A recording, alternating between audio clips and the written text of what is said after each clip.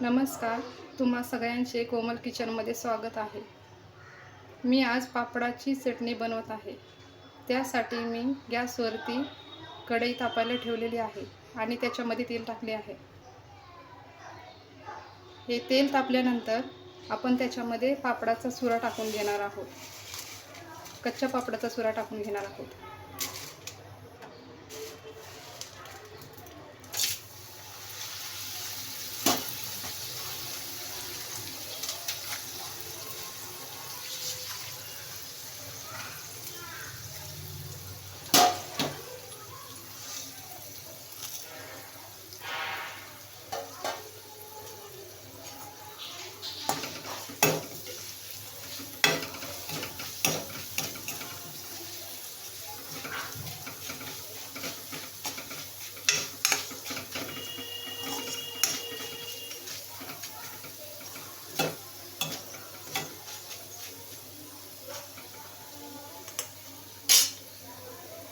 आता याच्यामध्ये आपण थोडासा लाल तिखट टाकून घेऊ.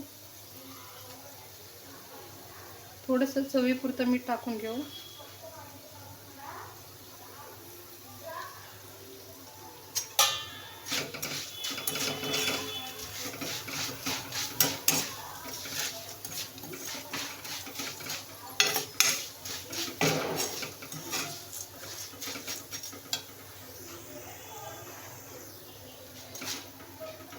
आपली ही चटणी तयार झालेली आहे.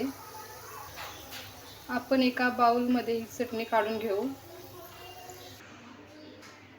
रेसिपी आवडलीस तर नक्की लाईक, शेअर आणि सबस्क्राईब करा.